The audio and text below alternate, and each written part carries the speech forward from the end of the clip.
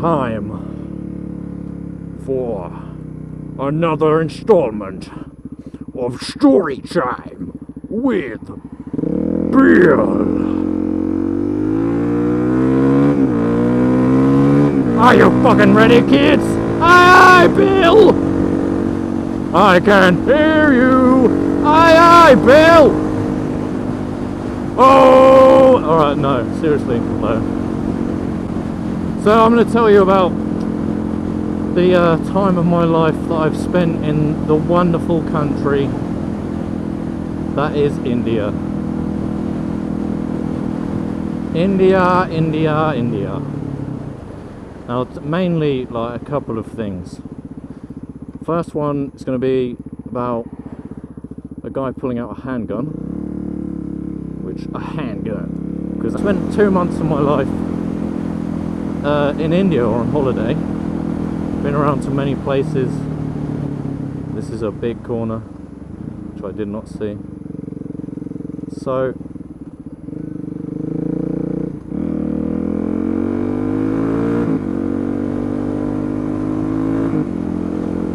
yeah, I've spent all those 2 months in India, and fuck me, God, my Jesus, I need to concentrate a little bit more. And one of the places we were in was Mathura, or Mathura, I'm not quite sure how you pronounce it, but whilst we were there, it's the birthplace of one of the Indian gods. I can't remember which one, but if I get it wrong then I'll feel bad, so I'll just put it on screen now. Birthplace of one of those Indian gods, one of the Hindu gods rather, sorry. And while we were there, and like, before I tell you this, I just want to say how welcoming the Indian people are, and how lovely they are, because they're amazing people. They're so friendly, and they really are wonderful people. Are we ready? Are we back here? What? No. So we're in Mathura, birthplace of one of the Hindu gods.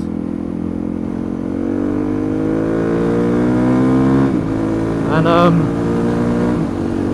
whilst we're there, obviously you have to pay to make a phone call back to home. So Joe, my cousin, was making a phone call, and we got chatting to the guy that owned the shop, and he gave us some food and stuff, and he was enjoying speaking with us.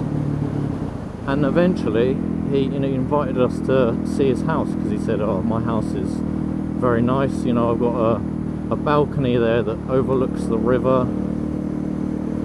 And yeah, you come and sit in my house for a little bit. So we thought, yeah, why not? He seems like a nice guy.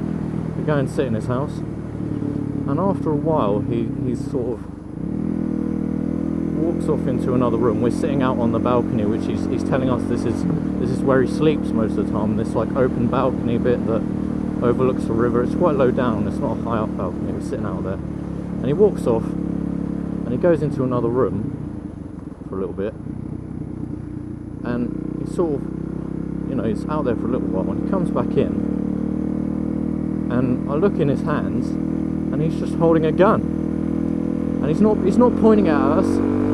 I'll say that now, he wasn't pointing it at us, he wasn't holding it in a threatening way. So obviously, anytime someone randomly gets out a gun, you're going to be worried. So, Joe, my cousin, was sort of like, whoa, what's going on here?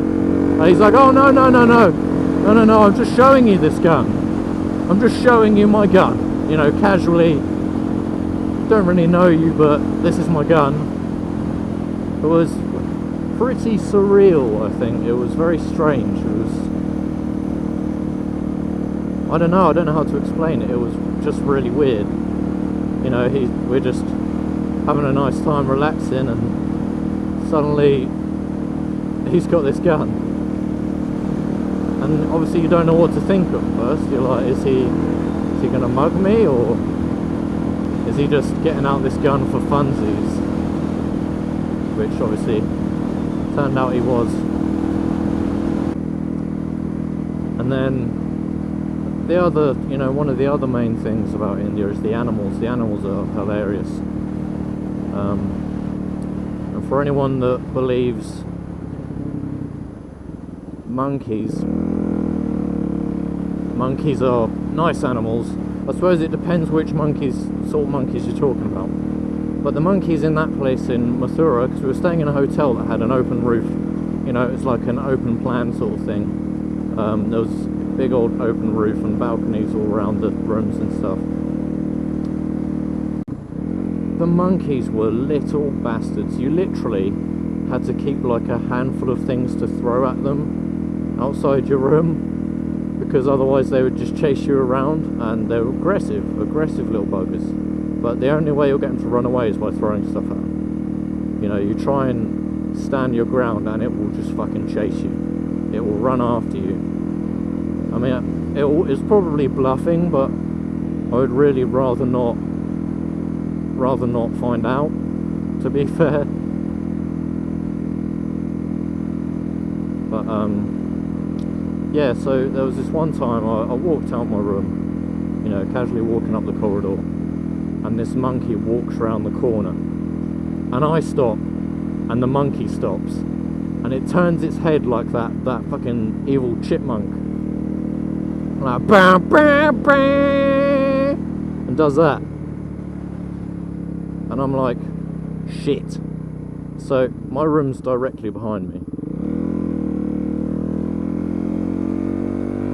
so I immediately turn around and start running away.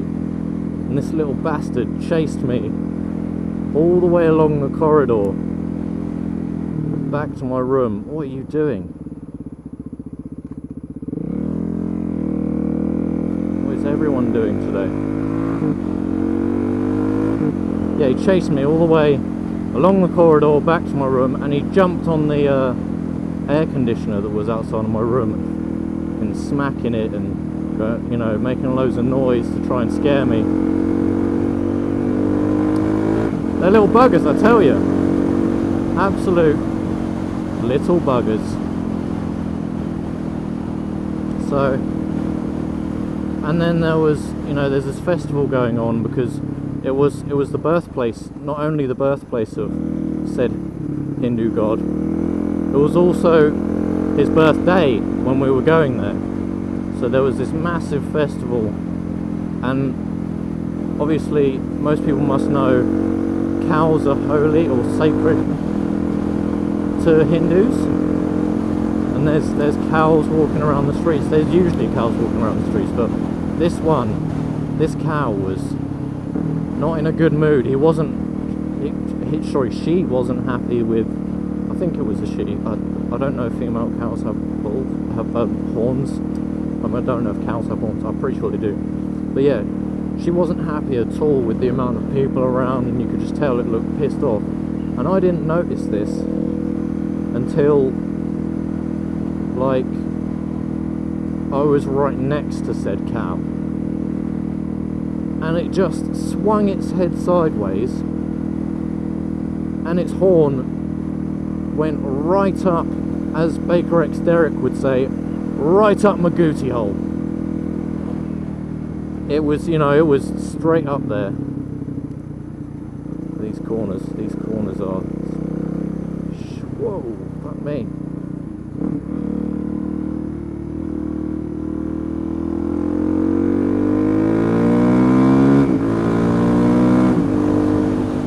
Yeah, straight up my ass. And it lifted me about, I would say, 2 foot off the ground. It was painful. It was painful, I'm telling you. As soon as it fucking shoved that horn in there, I had to grab this huge cow's horn. It was a fucking massive cow, I'm telling you. I had to grab its horn and just force it out and fucking get away from it as quick as I could. I just, you know, stepped to the side. I was like, I ain't fucking with that cow, man. I ain't fucking with that cow.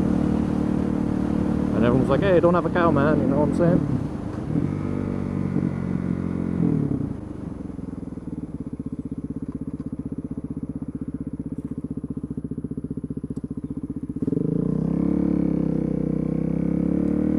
yeah, that's some little tales of India. I'll try and think of some more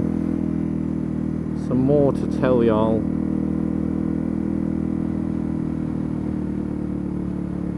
If I can.